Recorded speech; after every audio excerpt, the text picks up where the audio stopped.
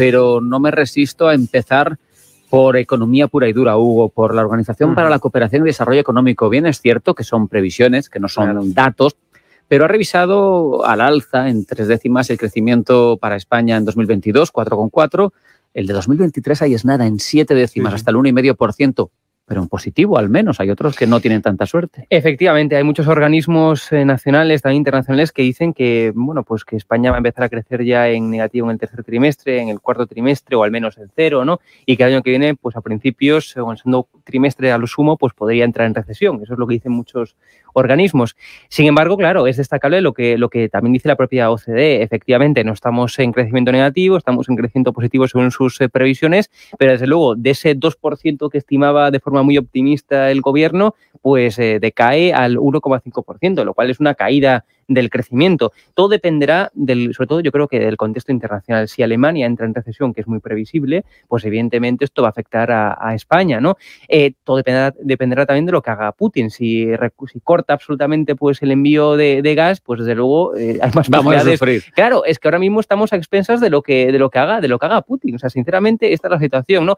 Y luego lo que hay que destacar también es que no todos los países de la Unión Europea, que a veces se tiende a creer que sí, están en la misma situación. Claro. Es decir, unos han hecho los deberes, unos tienen más margen de maniobra, como no es el caso de España, y desde luego, bueno, pues lo que estamos viendo es que esta bajada en las previsiones de crecimiento va a afectar sobremanera a países, insisto, como España, que no tienen pues demasiado margen de maniobra, por desgracia. Hugo, el famoso mantra del dumping fiscal. Sin embargo, los varones del Partido Popular insisten en esa apuesta por las bajadas de impuestos. Veía de fondo el marco donde estaba hablando Feijóo y se veía menos impuestos, entre otras cosas. No sé cómo era el lema completo, pero era lo que se leía. Moreno Bonilla ha llegado a decir que Sánchez querría un 155 para los impuestos, para imponer una tasa homogénea. Y desde luego no existe un dumping fiscal, como dice el gobierno del PSOE, pero ¿y si existiera qué? Es decir, si nos permite que los madrileños, que los andaluces, que los murcianos, que los gallegos, que donde se bajan los impuestos, pues oye, se iba mejor, haya menos presión y esfuerzo fiscal, que son a veces dos cuestiones que no... De eso hemos hablado mucho, Hugo, es verdad. Que se tienden a confundir. Es que lo que hay que medir es el esfuerzo fiscal. Es que España, es que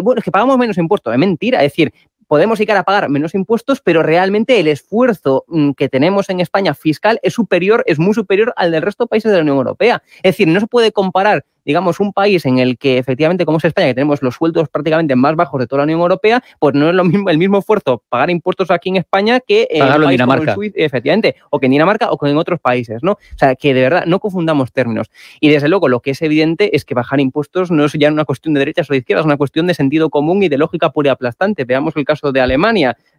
Olaf Scholz, el canciller socialdemócrata, baja impuestos, una reducción de 10.000 millones de euros que anunció hace unas semanas. Es decir, es algo completamente lógico. Y lo que se le pide a Pedro Sánchez no es que acabe con la guerra, con la inflación, que son fenómenos a nivel internacional. Lo que se le pide es que España no sea el país que ostenta los peores indicadores económicos de toda la Unión Europea. Es decir, si hablamos de crecimiento, todavía no estamos a niveles previos de la pandemia. Si hablamos de desempleo, lo único que ha conseguido la reformita de la reforma laboral es encarecer los contratos temporales, convertirlos en fijos discontinuos y hacer que ahora por arte de magia pues baje el desempleo. Y ni aun así. Y no así. España es el país de la Unión Europea que más empleo destruye, con datos de Eurostat. Entonces, claro, estamos viendo efectivamente cómo somos los peores en todos los indicadores económicos. Entonces, lo que se le pide a Pedro Sánchez es que, ojo, no somos los peores. Y desde luego, en España se cae un cambio de ciclo político, ¿no? El Partido Popular, con Alberto Núñez Feijóo a la cabeza, pues está ahora mismo en cifras absolutas en las encuestas, incluso le dan encuestas con 8 o 10 puntos de diferencia entre PP y PSOE, a excepción del CIS, claro, pero eso ya va aparte, ya todo el mundo lo sabe. Y es lo que tenemos. Desde luego, Feijóo yo creo que va a ser el futuro presidente de España y peor que Sánchez, puedo garantizar que no lo va a hacer porque es imposible. ¿Y tú cómo lo ves, Hugo?